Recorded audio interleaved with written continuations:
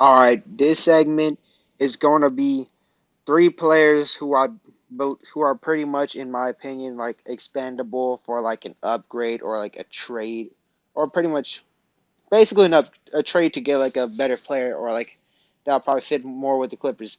So this is not saying I'm proposing to trade in all of these guys, but basically to keep that in mind, these are the three main guys that I could definitely tolerate them being traded for an upgrade, because a lot of y'all who's seen my comments or been seeing my past videos, y'all know how much passion would I have for the younger players, especially in terms of J Scrub and Brandon Boston. So this is pretty much like kind of played a little bit of factor of me making this video, and also the season is about to start, so pretty much I might make another video just like this near the trade deadline. But as of right now, I'm gonna just do it. I'm gonna just, in my personal opinion, before the season starts. So three main players I believe that are expendable, which just means that I could tolerate them being traded for an upgrade. But I'm not proposing to trade anybody. Like I genuinely believe that they're pretty good, and they could fit in the Clipper role. So first NBA player we're talking about is going to be Marcus Morris. Marcus Morris he's a pretty tough individual. He's really, really strong. He can score. He's like more like a power forward. Sometimes you can play him at center, but the big problem about Marcus Morris is just consistency basis. Like, because you would see a lot during the Phoenix Suns series and a Jazz series, you would see he would be like good at one game, he would brick a lot at the next game. You know what I'm saying? Because the Dallas series, he did pretty good. He showed up. He was a bucket, and then you would see him then just straight up just break all the time the next game. Like the thing is, he is good at scoring, but again, like if he's off, it's pretty bad. I mean, sure, he has other toughness like defense and rebounding and being a strong individual, but it's just the big problem with Marcus Morris is he's it's consistency. Like, he could definitely learn how to work on that. And if he's actually off, on offense, he could work on finding other ways, like grabbing, getting rebounds and defense. So, but again, the counter argument of Marcus Morris, problem is he was injured. Like, his knee was like really, really nagging him. So, and when you have a knee injury, it plays a big factor in terms of in shooting, because you use your knees to shoot. You use your knees and your legs to shoot, and then it could obviously go wrong. So again, I guess maybe like if Marcus Morris, gets like fully healthy, like, and he could break out his slump, maybe he could definitely be a really key for the Clippers. But again, I would also, not mind too much trading for him, as long as it's like an upgrade, like prefer preferably like in a power forward or a center position.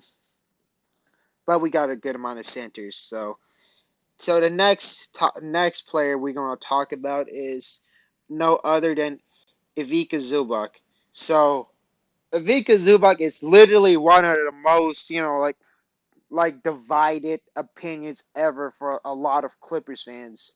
A lot of Clippers fans you would see on the comments section, like, they would think that they would definitely want to trade Zubac because they think, he's slow, he's unathletic, he's clumsy and everything. And I'm in the staunch middle. Like, there are moments I could swing either way. Like, there are days that, yeah, I wouldn't mind trading Zubac, or there's days like Zubac's actually pretty solid.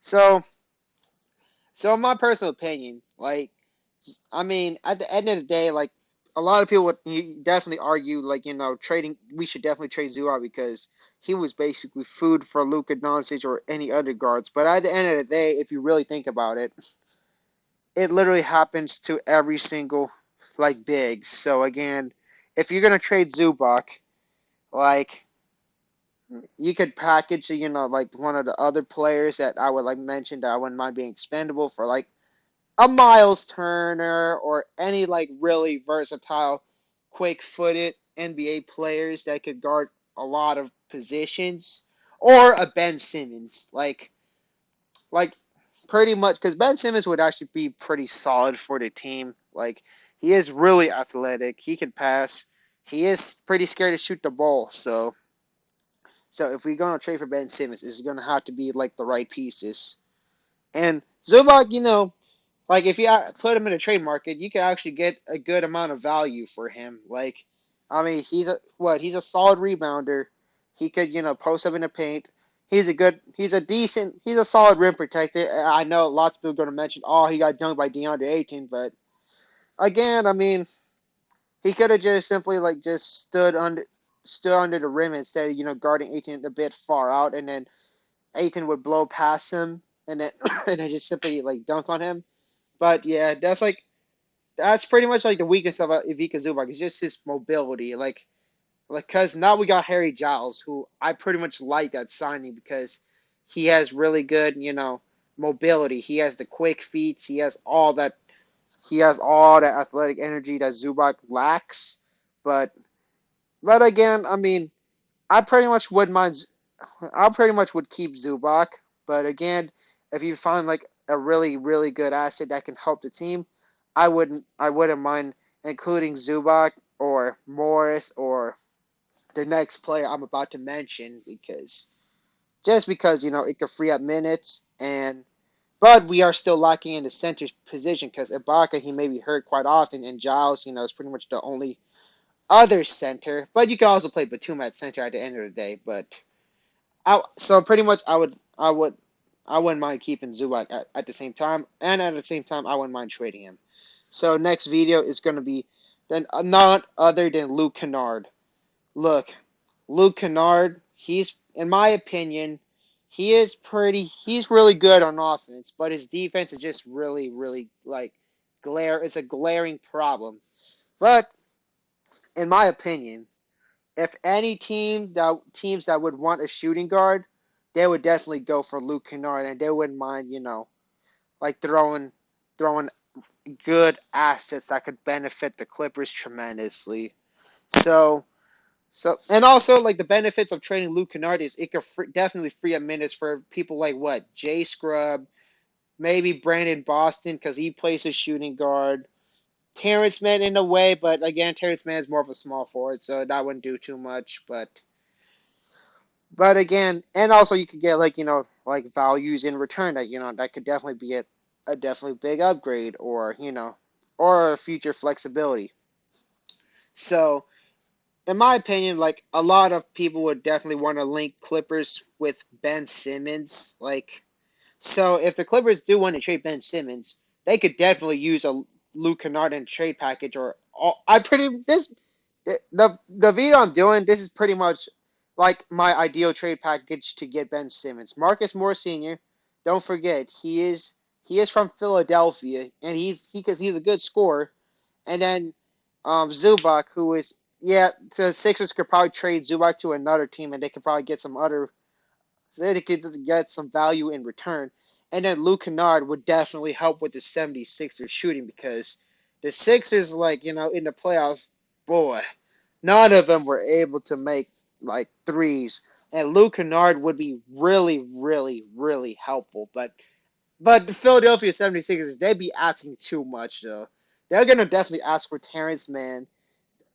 And maybe if they somehow know how talented our young players, they're going to ask for Jay Scrub or Brandon Boston.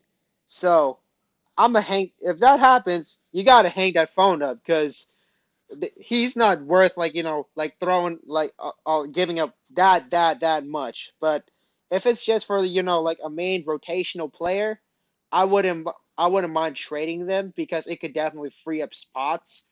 It could definitely free up spots for basically better players in my opinion. So pretty much those are just my opinions on the players that I wouldn't mind being expendable. Obviously, there's other there'll always be other Clippers players that I wouldn't mind trading them as well.